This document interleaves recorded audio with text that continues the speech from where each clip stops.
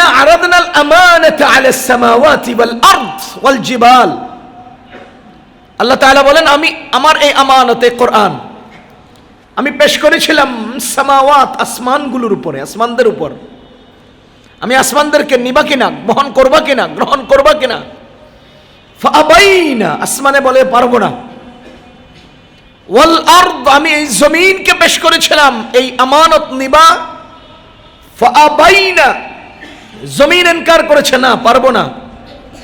ওয়াল জিবাল, পাহাড়দেরকে জিজ্ঞেস করেছিলাম নিবা। ফাআবাইনা, অস্বীকার করেছে, নেবে না, নিতে পারবে না। আল্লাহ বলেন ওয়া হামালাহাল ইনসান, আর এই আমানত বহন করেছেন মানুষ। এই আমানত গ্রহণ করেছেন কে? মানুষ। ইনসান শব্দের অর্থ ব্যাপক মানুষ, কিন্তু হামালাহাল ইনসান আয়াতের মধ্যে ইনসান মানি সব মানুষ নয়, ইনসান মানি শুধুমাত্র মুহাম্মাদুর রাসূলুল্লাহ সাল্লাল্লাহু আলাইহি ওয়াসাল্লাম। ইনসান শব্দটা ইসমে জিন্স। ইসমে জিন্স বলা হয় এমন এক শব্দ যা এক বচন মনে হলেও তার অর্থ বহু। একই আকৃতির, একই প্রকৃতির বহু সদস্যকে শামিল করে এক শব্দে, তাকে বলে ইসমে জিন্স। যেমন ইনসান, মানুষ, প্রাণী। প্রাণী যে মানুষ সেও প্রাণী, মানুষ না সেও প্রাণী। পশু সেও প্রাণী, পাখি সেও প্রাণী, পোকামাকড় তারাও প্রাণী। সুতরাং প্রাণী বললে সবাই শামিল। প্রাণী শব্দটা এক বচন দেখতে, কিন্তু বহু সদস্য সম্মিলিত অর্থ বহনকারী একটা শব্দ, এটাকে বলে ইসমে জিন্স। তেমনি ভাবে মানুষ, নারীও আছে, পুরুষও আছে। নারী পুরুষ উভয়ের মাঝামাঝি যে হিজলা, তারাও আছে।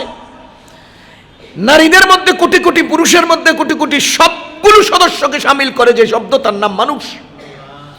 এই জাতীয় অনেক সদস্য সম্মিলিত অর্থ বহনকারী এক বচন দেখতে শব্দের নাম ইসমে জিন্স। আল্লাহ বলেন ওয়া হামালাহাল ইনসান, এই কোরআনকে বহন করেছে মানুষ। এখানে মানুষ মানি সব মানুষ নয়, আমি নই, আপনি নন, আমরা নই, সবাই নয়। মানুষ মানি মুহাম্মাদুর রাসূলুল্লাহ সাল্লাল্লাহু আলাইহি ওয়াসাল্লাম।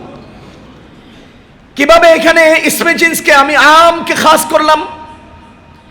এখানে আমার মাদ্রাসার ছাত্র ভাইরা আছেন, উসুলুশ শাসি কিতাবে, নুরুল আনোয়ার কিতাবে, উঁচু লেভেলের উসুলি ফিকহ কিতাবে পড়েছেন, আমকে খাস করতে হলে করিনা লাগে। অহেতুক কোনো আম খাস হয় না। এটার উদাহরণ কিতাবি হাইসিয়তে ছাত্রদের সামনে পড়ালে বুঝতেন। আমি আপনাকে বুঝার জন্য আপনার মতো করে সহজ করে বলছি। আম মানি ব্যাপক অর্থ বহনকারী, খাস মানি সীমিত অর্থ বহনকারী। এই আমকে খাস করার জন্য করিনা লাগে, এটা আমাদের কিতাবের ভাষায় বলে করিনা। আর আমি আমার ভাষায় করিনা বলি শক্তিশালী যৌক্তিক কারণকে করিনা বলে। ছাত্র ভাইরা মনে রাখবেন, শক্তিশালী যৌক্তিক কারণ, শক্তিশালী যৌক্তিক কারণকে বলা হয় করিনা। আমকে খাস করার জন্য করিনার প্রয়োজন। করিনা শক্তিশালী যৌক্তিক কারণ। যেমন আল্লাহ বলেন ওয়ামসাহু বিরুউসিকুম, তোমরা ওযুর সময় মাথা মাসে করো। মাথা কাকে বলে? মাথায় গলা কেটে ফেললেও কিন্তু মাথা কেটেছে এই কথা বলে। মাথার তুলি ফাটিয়ে দিলেও বলে মাথা ফাটিয়েছে এই কথা বলে। তাহলে মাথা মূলত কোনটাকে বলে? এই পুরা অংশটাকে মাথা বলে। ফুকাহায়ে কেরাম শেষ পর্যন্ত মাথা সাব্যস্ত করেছেন মাথার যে অংশে চুল আছে সেই অংশটাকে মাথা বলে। এখন আল্লাহ বলেন ওয়ামসাহু বিরুউসিকুম, তোমরা মাথা মাসে করো।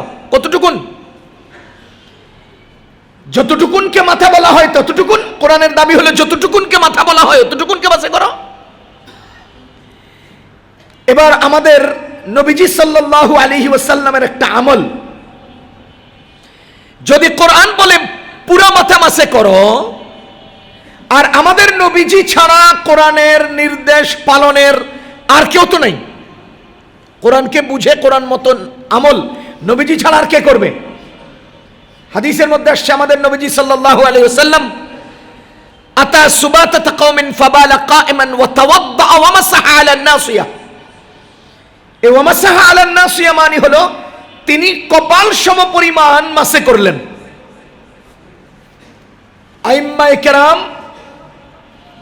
ওই হাদিসটাকে মিলালেন, কপালটা এই অংশে কতটুকুন, এতটুকুন, চুল যতটুকু উঠছে এটাকে এভাবে মাপ দিলেন, মাইপা দেখলেন যে চুলের অংশটাকে এই নাসিয়াতুন শব্দটার পরিমাণ নির্ধারণ করে পুরা চুলের অংশের 4 ভাগ করলে 1 ভাগ সমপরিমাণকে বলে। এজন্য উলামায়ে কেরাম, ফুকাহায়ে কেরাম, ফিকহি হানাফি মাযহাবের ইমামগণ বলেন, দেখো কোরআন বলছে মাথা মাসে করো, মাথা মাসে করো দাবিতে কোরআন মাথার পুরা মাথা মাসা করা দাবি করে। যেহেতু কোরআনের এই আম হুকুমটাকে আমরা এখন পরিমাণ নির্ধারণ করব কতটুকুন, নবীজির আমল পাওয়া গেছে জীবনে একবার তিনি নাসিয়া পরিমাণ মাসে করেছেন। নাসিয়া মানি মাথার 4 ভাগের 1 ভাগ। সুতরাং উম্মতকে শেখাও মাথার 4 ভাগের 1 ভাগ মাসে করা ফরজ, কারণ কোরআনের নির্দেশনা আম, হাদিসের আমল খাস। সুতরাং আম মাথা মাসে করাটাকে আমরা 4 ভাগের 1 ভাগ পরিমাণ নির্ধারণ করলাম কিসের মাধ্যমে? শক্তিশালী যৌক্তিক নবীজির আমলের কারণে। একটু উঁচু কিতাবের পড়া তো বুঝতে কষ্ট হবে, বুঝার জন্য উদাহরণ দিচ্ছি। ওয়া হামালাহাল ইনসান, আল্লাহ বলেন ইনসান কোরআন বহন করলেন। এখানে ইনসান মানে আম্মাতুল ইনসান না, সর্ব ইনসানের গোষ্ঠী না। ওই ইনসানের মধ্যে তো ট্রাম্পও আছে, ওই ইনসান মানুষের অন্তর্ভুক্ত তো নেতানিয়াহু আছে, ওই ইনসানের অন্তর্ভুক্ত তো মুদিও আছেন, ওই ইনসানের অন্তর্ভুক্ত তো ফেরাউনও ছিল, ওই ইনসানের অন্তর্ভুক্ত তো আবু জাহলও ছিল। সব ইনসান এই আয়াতের উদ্দেশ্য না। ইনসান মানে হলো একজন মহান ব্যক্তি মুহাম্মদ সাল্লাল্লাহু আলাইহি ওয়াসাল্লাম। এবার একজন খাস করলাম কিভাবে? আল্লাহ তাআলা সূরা বাকারার এক আয়াতে বলেন, ওয়া ইন কুনতুম ফি রাইবিম মিম্মা নাযালনা আলা আবদিনা, আমি আমার বান্দার উপরে যে কিতাব নাজিল করেছি যদি সেই ব্যাপারে তোমাদের সন্দেহ থাকে। আবদিনা আমার বান্দা, আবদিনা এক বচন, আব্দুন এক বচন, আবদিনা আমার বান্দা। তো এক বচনের দ্বারা এক বান্দাকে বুঝায়। ইন কুনতুম ফি রাইবিম মিম্মা নাযালনা, আমি যে নাজিল করেছি আমার বান্দার উপর। এবার আপনারা বলেন সেই বান্দাকে মুহাম্মদুর রাসূলুল্লাহ হামালাহাল ইনসান। তাহলে এই ইনসান দ্বারা ওই আব্দ বুঝায় যে আব্দের ব্যাপারে কোরআনে আল্লাহ সূরা বাকারায় বলেছেন। সুতরাং আমি ইনসান আম শব্দকে খাস করেছি কারণ আল্লাহ অন্য আয়াতে এখানে খাস করেছেন। কোরআনের কারীমে আরো একটা আয়াতে আমাদের নবীজিকেই শুধু আব্দ বলা হয়েছে। যেমন সূরা বনী ইসরাঈলের প্রথম আয়াত, সুবহানাল্লাযী আসরা বিআবদিহি লাইলাম মিনাল মাসজিদিল হারাম ইলাল মাসজিদিল আকসা, যিনি মেরাজের ঘটনায় সফর করেছেন মক্কার হারাম থেকে জেরুজালেমের মসজিদে আকসা পর্যন্ত, সেই আব্দ এক বচন, সেই আব্দ একজন, সেই আব্দ একজন মুহাম্মদুর রাসূলুল্লাহ সাল্লাল্লাহু আলাইহি ওয়াসাল্লাম। সুতরাং সূরা বনী ইসরাঈলের আব্দের যেই মাকসাদ সূরা বাকারার আব্দের সেই মাকসাদ, ওয়া হামালাহাল ইনসানের ইনসান সেই একই মহান, একই সত্তা, একই জাত। সুতরাং কোরআন বহন করেছেন কে? মুহাম্মদুর রাসূলুল্লাহ সাল্লাল্লাহু আলাইহি ওয়াসাল্লাম। মহান রব্বুল আলামিন কোরআনের জন্য আমাদের নবীজিকে চয়ন করেছেন, নির্বাচন করেছেন। ওই যে কোরআনের সূরা তাহার মধ্যে একটা আয়াত আছে, ফেরাউনের কাছে দাওয়াত নিয়ে পাঠাবেন। আল্লাহ কাকে পাঠাবেন? মুসা আলাইহিস সালামকে। আল্লাহ তাআলা বলেন ইসতাফাইতুকা লিনাফসি, মুসা ফেরাউনের কাছে দাওয়াত নিয়ে যাওয়ার জন্য আমি আমার এই কাজে তোমাকে নির্বাচন করলাম। ইসতাফাইতুকা লিনাফসি, আমি আমার জন্য তোমাকে নির্বাচন করেছি। এবার বলেন আমাদের নবীজির একটা গুণবাচক নাম আছে কিনা? মুস্তাফা, মুহাম্মদ মুস্তাফা আছে কিনা? কি অর্থ এর? মুস্তাফা মানে নির্বাচিত। কি জন্য নির্বাচিত? লিহামলিল কোরআন, কোরআন বহনের জন্য নির্বাচিত। আল্লাহর সর্বশ্রেষ্ঠ রাসূল হওয়ার জন্য নির্বাচিত। সুবহানাল্লাহি ওয়া বিহামদি। যেই কোরআন বহন করতে পারেনি আসমানগুলো, যেই কোরআন বহন করতে পারেনি জমিনগুলো, যেই কোরআন বহন করতে পারেনি পাহাড়েরা, সেই কোরআন আজকে আমার হাতে, সেই কোরআন আজকে আমার বুকে, সেই কোরআন একাত্রে 100 কপি আমি মাথায় নিতে পারি। যে 1 কপি কোরআন নিতে পারে নাই আসমানে, সেই 100 কপি কোরআন আমি মাথায় নিতে পারি। এত ওজন এটা কিভাবে নিচ্ছি আমরা? এর মূল কারণ বুঝার জন্য একটা ডিজিটাল উদাহরণ বলি। একটা উঁচু মানের ক্যামেরায় 4K রেজুলেশনে ভিডিও রেকর্ড হয়।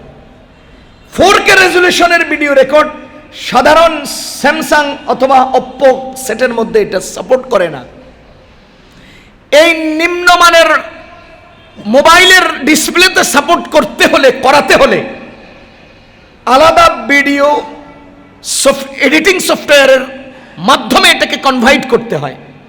এরপরে সেটা 4K থেকে MP4-এ চলে আসে, এরপরে সেটা সামনে পেশ করা সম্ভব হয়। তার মানে হাই পাওয়ারকে দুর্বল করে, ছোট করে, বহনযোগ্য করে আপনার ডিসপ্লেতে শো করার মতো অবস্থান তৈরি করা হয়। আল্লাহর কসম, এই কোরআনে কারীম এত ওজন, এত ভারী, এটার আসল স্বকীয়তা এত কঠিন। সুবহানাল্লাহ! আমি কি, আরে আমি তো এই টেবিলটাই বহন করতে পারি না। যেই কোরআন বহন করতে পারেনি আসমান, সেই কোরআন আজকে আমি মাথায় নিলাম। যেই কোরআন বহন করতে পারেনি জমিন পাহাড়, সেই কোরআন আমি মাথায় নিচ্ছি। কেন? এই পাওয়ারফুল, বিশাল ভারী কোরআনের ওজন হালকা করে আমার সামনে পেশ করার জন্য কনভার্টার হিসেবে মহান রব্বুল আলামিন ইস্তফা মুহাম্মদ সাল্লাল্লাহু আলাইহি ওয়াসাল্লামকে নির্বাচন করেছেন। আসমান থেকে জিবরাইলের মাধ্যমে তার উপরে নাজিল করেছেন। তার মাধ্যমে এটাকে সহজ করে আমার আপনার বহনের উপযোগী করে দিয়েছেন। তা না হলে আমরা পারতাম না তো। আল্লাহ তাআলা তাকে নির্বাচন করেছেন কেন? কোরআন উম্মতের, মানুষের বহনযোগ্য করে সহজ করে দেওয়ার জন্য। এটার উদাহরণ আমি বুখারী শরীফের 3 নম্বর পৃষ্ঠে যে হাদিসটা পড়েছি ওর সাথে মিলাইতে পারি। গারে হেরা পাহাড়, জাবালে নূর পাহাড়, সেখানে আমাদের নবীজি একটা লম্বা সময় পর্যন্ত আল্লাহর দরবারে ধ্যান করেছেন, আল্লাহকে ডেকেছেন, ইবাদত করেছেন। কি ইবাদত করেছেন, কিভাবে করেছেন, কি সিস্টেমে করেছেন, সেগুলো যার করেছেন, যিনি করেছেন, তারা দুজনে যেভাবে বুঝেন, যেভাবে বুঝবেন, আমরা তো বুঝবো না। বরঞ্চ সেই গারে হেরায় নাজিলকৃত কোরআনের যে পরিমাণ আয়াত রয়েছে, তার মধ্যে কতগুলো আয়াতও আমাদের সামনে আছে, কিন্তু এর মর্ম, অর্থ, দাবি, উদ্দেশ্য কিছুই তো আমরা পারি না। আলিফ লাম মিম বলেছেন যিনি, পেয়েছেন যিনি, এই দুইজন ছাড়া পৃথিবীর আর কেউ জানে না, বুঝে না, বুঝার যোগ্যতা রাখে না। কফ, নুন, সদ, আরে একটা হরফ দিয়ে একটা আয়াত কিভাবে হয়? এর মধ্যে যদি অর্থবহ বিশাল লম্বা দাবি না থাকে, তো এক শব্দ, এক হরফ কিভাবে এক আয়াত হয়?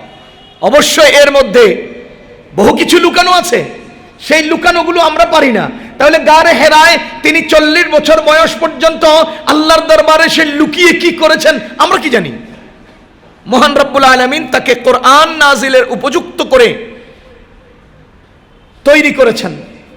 এরপরে একদিন হযরত জিবরাইল আলাইহিস সালাম আসলেন, এসে বলেন, ইয়া রাসূলুল্লাহ ইকরা।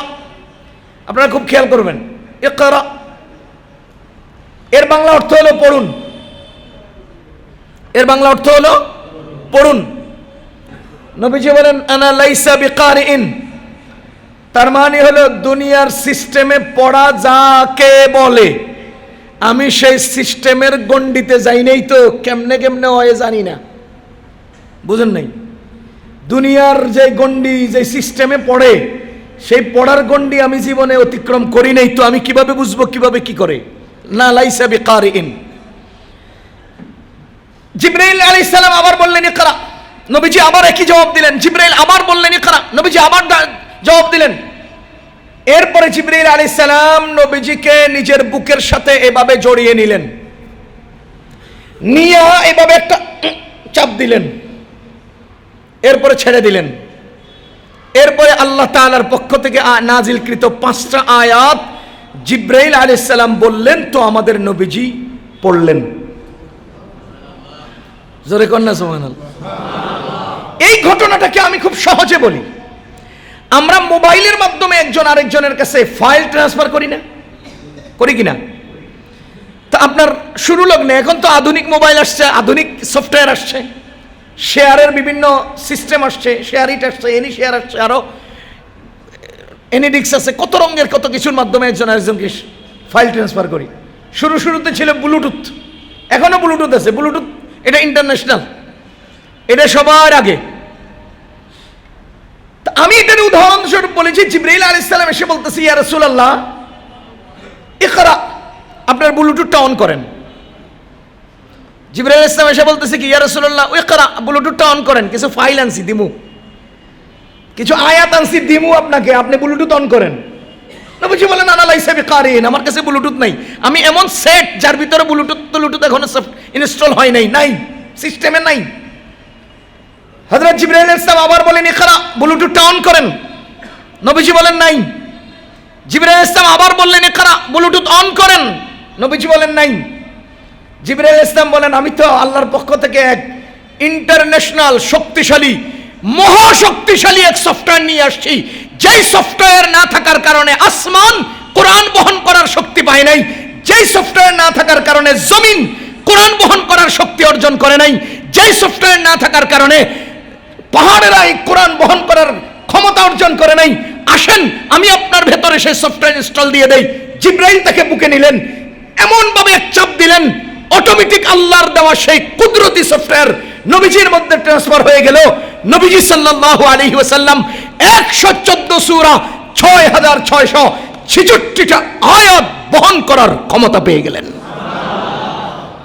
মহান রব্বুল আলামিন বাহক জিবরাইল আলাইহিস সালামের মাধ্যমে আমাদের নবীজিকে, ওই যে ইস্তেফা, নবীজিকে নির্বাচন করেছেন, সেই শক্তিশালী মহা সফটওয়্যার এমন ভাবে ইনস্টল করে দিলেন, আমাদের নবীজি কোরআন বহন করলেন।